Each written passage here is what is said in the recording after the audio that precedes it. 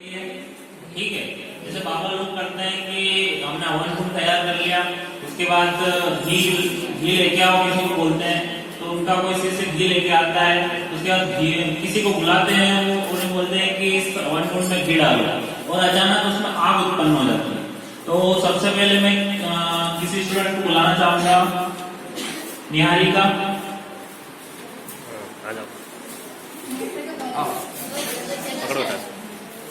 निहारिका, हमारे चम्मच की सुविधा उपलब्ध नहीं है, तो आप डायरेक्ट तो उसमें चलो पीछे हो जाओ, धीरे धीरे उसमें डालना। ठीक बेटा चलो।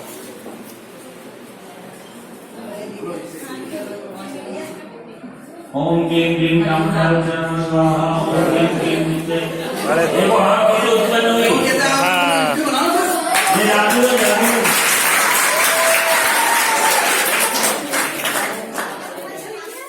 क्या ये चमत्कार है? ठीक है, जानते हो बता दें कैसे हुआ विज्ञान? बता दो बच्चों को। इसमें तो हमने घी डाला था, लकड़ी में घी डाला था,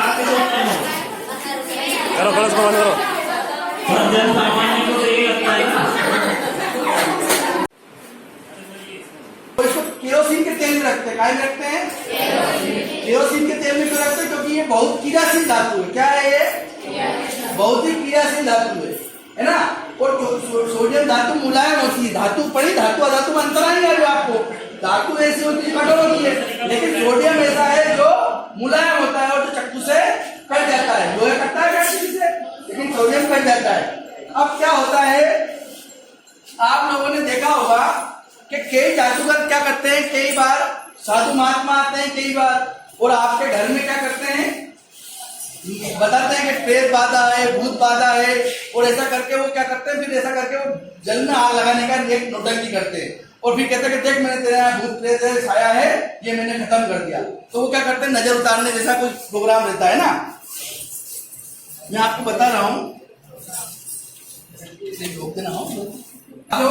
साधु महात्मा आग में उत्पन्न करने का नौटंकी करते हैं। देखो मैंने तुम्हारी नजर उतार दी, ओम बूम बम बैठ बैठ स्वाहा। अब देखना इधर, अरे धुआं आ जाए कि नहीं आ रहा? देखो देखो आग लगी, देखो देखो आग लगी।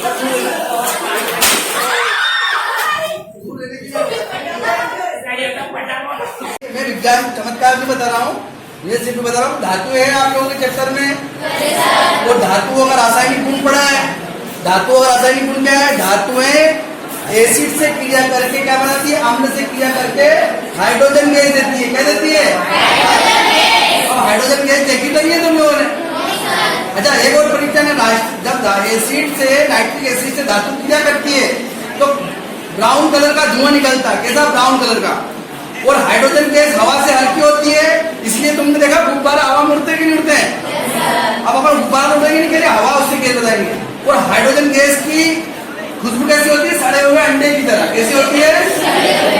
हाँ, अब देखना मैं, ये क्या है? नाइट्रिक एसिड क्या है, और इसमें ये क्या है? लोहे के कण है। ये रासायनिक कण है ना, इनको मैं इसमें डाल रहा हूँ, देखना हो। और ये क्या निकल रही है आप लोगों की, ये जो निकल रहे ना बुलबुले, ये क्या है आपको? ये हाइड्रोजन गैस है। पकड़ बेटा, क्या है ये? Hydrogen gas. और इसकी खुशबू कैसी है? सड़े हुए अंडे की तरह।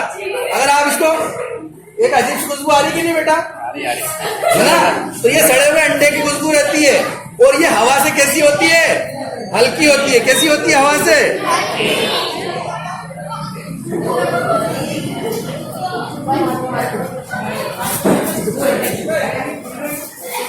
वो तो खुल भी जाती है, ये खुलेगा नहीं,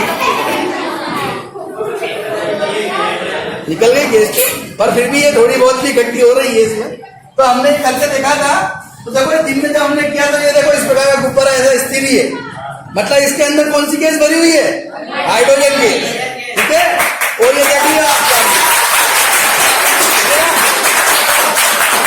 तो अपना उद्देश्य क्या है सुनो, इसके पीछे उद्देश्य है, एक सेकंड उद्देश्य लीजिए। आप लोग अभी 9th में हो, विज्ञान विषय के अंदर जैसे आप 10th क्लास में जाओगे, 11th में जाओगे, 12th में जाओगे, तो इस विषय के अंदर रोचक चीजें हैं। और आप लोग क्या करते हो, सिर्फ ऐसे सामान्य तरीके से क्वेश्चन से याद कर लेते हो और पास हो जाते हो, उसके बारे में गंभीरता से सोचते नहीं हो। तो बस ये सारी चीजें अपने पास उपलब्ध हैं, और रासायनिक क्रियाएं हैं या धातु है, भौतिक परिवर्तन को समझने की कोशिश करो।